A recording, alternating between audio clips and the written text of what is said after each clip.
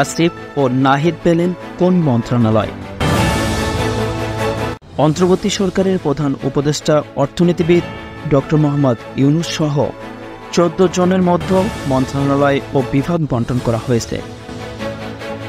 এতে বৈষম্য বিরোধী ছাত্র আন্দোলনের অন্যতম 2 সমন্বয়ক মোহাম্মদ নাহিদ ইসলামকে দেওয়া হয়েছে ডাক, টেলিযোগাযোগ ও তথ্য প্রযুক্তি মন্ত্রণালয় এবং আসিফ মাহমুদ সজীব ভুঁইয়াকে দেওয়া হয়েছে যুব ও ক্রীড়া মন্ত্রণালয়ের দায়িত্ব। রাষ্ট্রপতির আদেশক্রমে শুক্রবার 9 আগস্ট মন্ত্রিপরিষদ সচিব মোহাম্মদ মাহবুব হোসেন এই সংক্রান্ত প্রজ্ঞাপন জারি করেন। এর আগে বৃহস্পতিবার 8 আগস্ট রাত 9:30টার দিকে বঙ্গভবনে ডক্টর ইউনূস সহ 14 উপদেষ্টাকে শপথ বাক্য পাঠ করান রাষ্ট্রপতি মোহাম্মদ শাহাবুদ্দিন।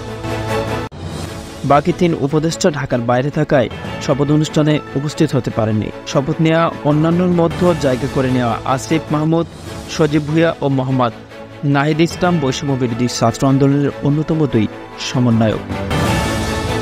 তারা দুজনেই ছাত্র প্রতিনিধি হিসেবে জায়গা করে নিয়েছে।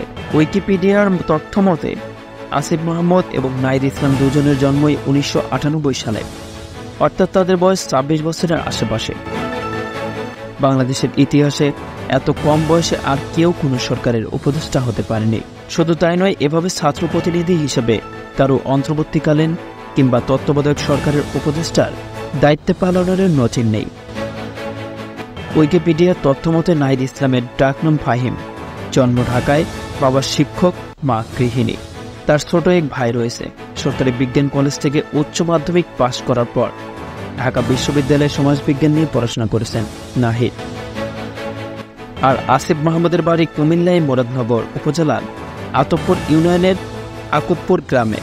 বাবা মোহাম্মদ বিলাল হোসেন, মা রুকসানা বেগম।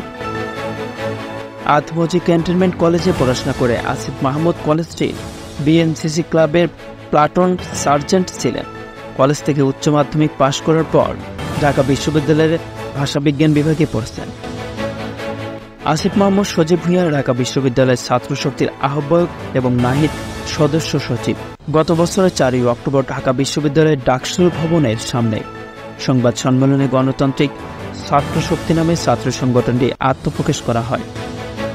তখন এই সংগঠনে ঘোষণা দেন ডাকসুর সাবেক সমাজসেবা সম্পাদক আখতার হোসেন।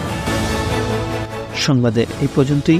পরবর্তী নিউজ আপডেট পেতে আমাদের সাথেই থাকুন। ধন্যবাদ।